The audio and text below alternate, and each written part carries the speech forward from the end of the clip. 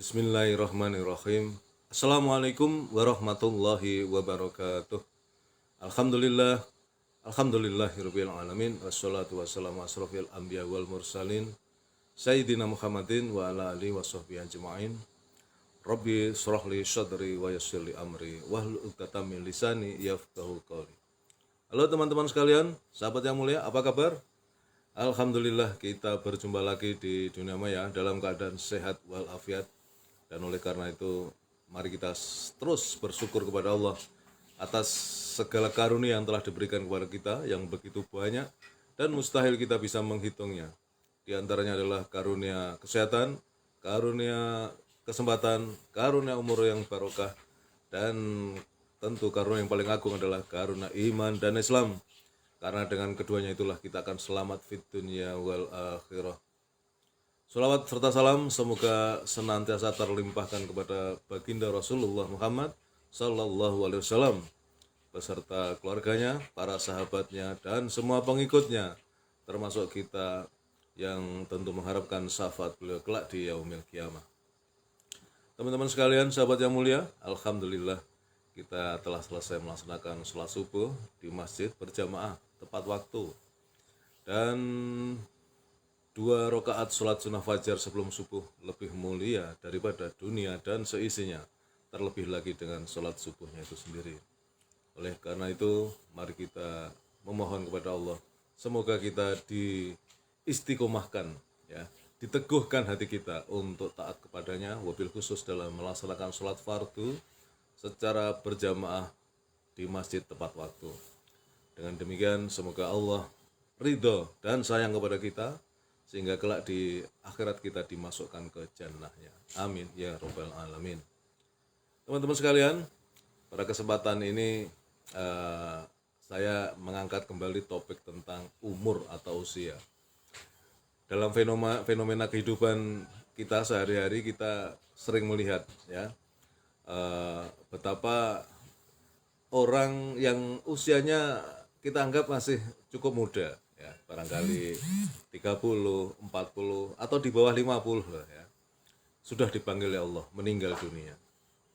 Tapi sebaliknya ada orang yang sudah sangat tua, renta, sudah nggak bisa apa-apa, cuma di tempat tidur, ya, itu sampai berusia lanjut, ya, 70, 80, bahkan mungkin sampai 100, tidak juga segera dipanggil oleh Allah.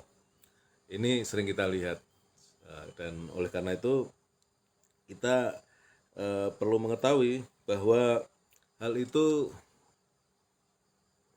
sudah ditegaskan oleh Allah Subhanahu wa taala dalam surat Al-An'am ayat 2, ya. A'udzubillahi minasyaitonir rajim. Walladzi khalaqakum min tinin summa qada ajala wa ajalum musamman indahu summa antum tamtarun. Dialah yang menciptakan kamu dari tanah, kemudian dia menetapkan ajal atau kematianmu dan batas waktu tertentu yang hanya diketahui olehnya. Namun demikian kamu masih meragukannya. Ini surat Al-An'am ayat 2. Jadi teman-teman sekalian, dalam konteks kita bicara soal umur ini, maka umur yang panjang ataupun yang pendek itu sebenarnya tergantung dari bagaimana seseorang mengisinya, ya. Waktu yang diberikan Allah kepada mereka, kepada kita ini, ya, makhluknya, ciptaannya, untuk berbuat baik atau berbuat jahat, ya. Jadi umur manusia sepenuhnya ditentukan oleh Allah Subhanahu wa taala. Manusia hanya dapat menerima keputusan Allah Subhanahu wa taala tentang umurnya, ya. Karena itu walaupun sudah tua, itu enggak mati-mati karena belum saatnya. Sebaliknya, yang masih muda kok mati, kok meninggal, ya karena sudah tiba saatnya. Maka sering dikatakan bahwa kematian itu bagi Allah terhadap hambanya pantas-pantas saja, ya. Bahkan ada bayi yang masih kecil pun juga meninggal dunia karena ya Allah menghendaki demikian, ya. Jadi manusia tidak mengetahui panjang pendek umurnya. Dan oleh karena itu kadang-kadang dalam hal demikian disikapi oleh banyak orang, ya, yang merasa ya ketika dia masih muda begitu ya, dia kemudian banyak melakukan perbuatan-perbuatan yang sesungguhnya dilarang oleh agama, dan kemudian ketika diingatkan supaya kembali ke jalan yang lurus, memikirkan akhirat, dia mengatakan, saya masih muda, nanti aja kalau sudah tua. Ya, atau kalau pegawai ngomongnya itu, nanti kalau sudah pensiun saya akan lebih taat, lebih memikirkan agama dan mengerjakan amal soleh. Ya, kira-kira seperti itu. Nah, sikap atau pendapat yang demikian ini berbahaya karena terkait dengan ajal ya atau kematian yang waktunya kita ini tidak tahu ya, karena itu adalah hak prerogatif Allah. Allah lah yang menentukan. Bahkan Allah sudah menentukan ketika manusia diciptakan tadi sesuai dengan surat Al-An'am itu ya, sudah ditentukan ya berapa umurnya, tetapi kita ini yang nggak tahu. Ya, jadi ketika kita masih muda ini jangan kemudian merasa bahwa kita akan mati nanti tua, belum tentu.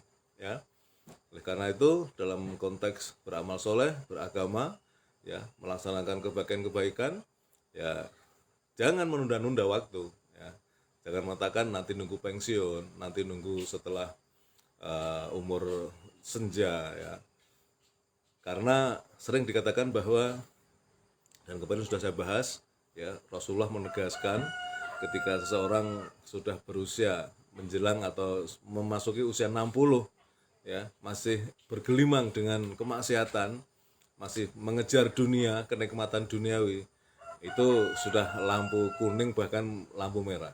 Karena pada usia seperti itu ya, kemudian berharap dia akan husnul khotimah, mengakhiri hidupnya dengan baik, akan susah ya, karena orang tergantung dari kebiasaannya. Kalau sampai senja sampai tua kebiasaannya adalah berbuat maksiat, maka akhir hidupnya akan diakhiri dengan kemaksiatan. Dalam arti pengertian maksiat itu luas, termasuk kufur ataupun ingkar terhadap Allah ya, tidak taat terhadap perintah-perintahnya, itu adalah juga sebuah kemaksiatan. Sehingga kemudian ketika dia meninggal, mati, maka matinya itu adalah su'ul khotimah, akhir yang jelek ya, naudzubillah. Nah teman-teman semuanya, manusia tidak bisa mengurangi atau menambah umurnya. Meskipun kita lihat mungkin di dunia medis ya, ada orang yang secara fisik itu sudah nggak bisa ngapa-ngapain, ada yang katakanlah disebut dengan koma, nggak bisa apa-apa. Kemudian akhirnya dibantu dengan berbagai alat-alat kesehatan, alat-alat medis itu ya. Ada yang mengatakan itu umurnya dibantu atau ditolong oleh alat-alat itu. Ya dalam perspektif pemikiran manusia seperti itu. Tetapi dalam konteks seperti yang dalam surat Al-An'am tadi, ya memang Allah belum mematikan dia karena sesuai dengan jatah waktu yang diberikan belum tiba saatnya. Ya, jadi ada orang yang berbulan-bulan bahkan bertahun-tahun hanya di tempat tidur, nggak bisa ngapa-ngapain, nggak mati-mati karena ajalnya belum tiba. Ya. Nah teman-teman sekalian, dalam hadis Rasulullah yang diriwayatkan oleh Bukhari ya, bahwa sesungguhnya tidak ada yang dapat menambah umur seseorang mukmin kecuali kebaikan yang diperbuatnya.